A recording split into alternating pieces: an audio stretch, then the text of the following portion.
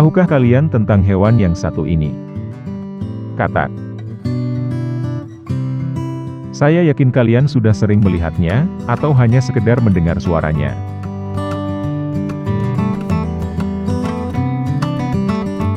Ada beberapa jenis katak yang bisa dikonsumsi, khususnya untuk orang non-muslim.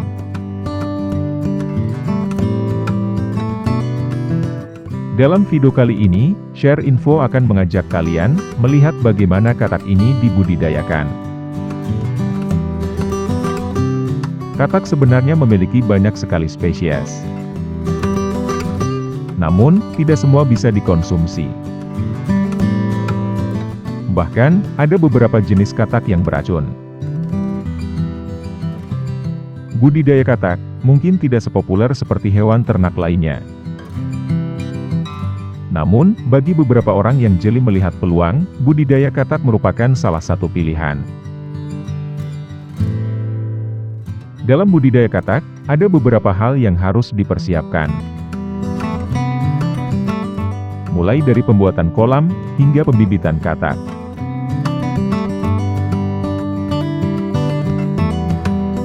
Dalam pembuatan kolam katak, ada beberapa kolam yang harus dipersiapkan. Terdiri dari kolam pemijahan, kolam penetasan, kolam kecebong, dan kolam pembesaran. Untuk kolam pembesaran, juga harus mempunyai beberapa kolam, untuk memisahkan katak berdasarkan umur dan ukuran.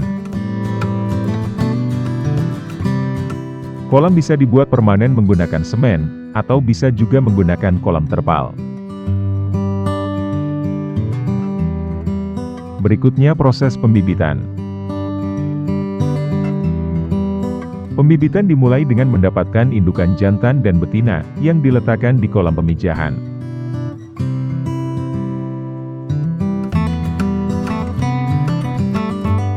Sebelum disatukan dalam satu kolam, katak betina dan jantan dipisahkan terlebih dahulu sekitar 2 hari, untuk meningkatkan birahi katak.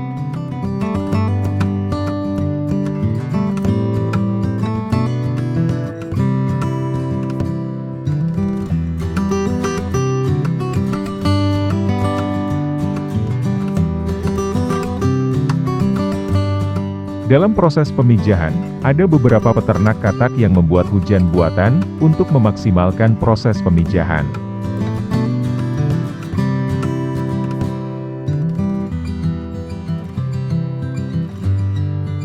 Selain menggunakan teknik pemijahan alami, budidaya katak juga bisa menggunakan teknik inseminasi buatan.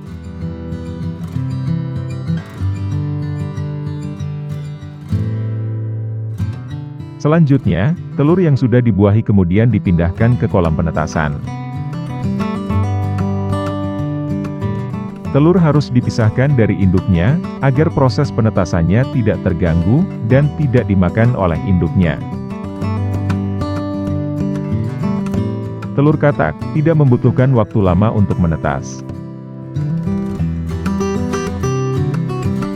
yaitu sekitar 48 hingga 72 jam telur katak menetas menjadi kecebong, dan akan dipelihara di kolam yang sama selama 10 hari.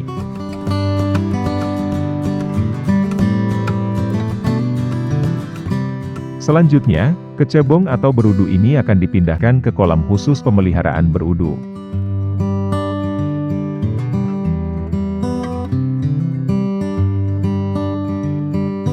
Berudu atau kecebong ini, bisa diberi pakan pelet. Namun, untuk memberi makan berudu, pelet harus dihaluskan terlebih dahulu.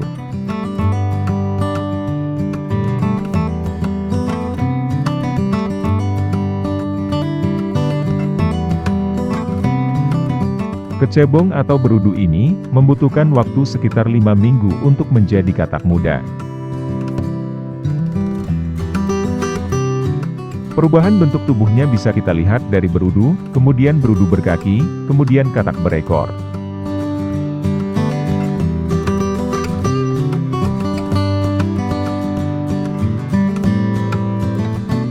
Selanjutnya, katak muda akan ditempatkan pada kolam khusus, dan membutuhkan waktu sekitar 3 minggu, untuk menjadi katak dewasa.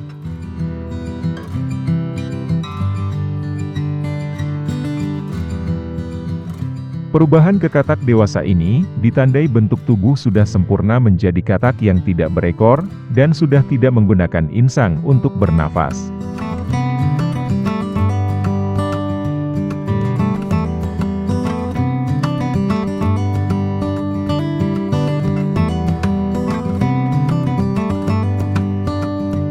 Selanjutnya, katak akan ditempatkan pada kolam pembesaran, dengan perawatan rutin.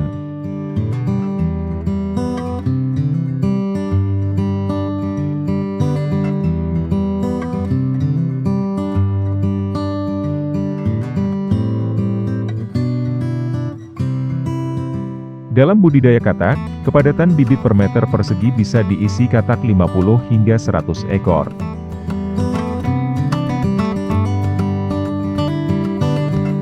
Untuk menunjang proses pertumbuhan, katak diberi makan 1 kali dalam sehari. Jenis pakan bisa menggunakan pelet, atau beberapa serangga hidup. Selain kebutuhan pakan, air kolam juga perlu diganti dan dibersihkan seminggu sekali.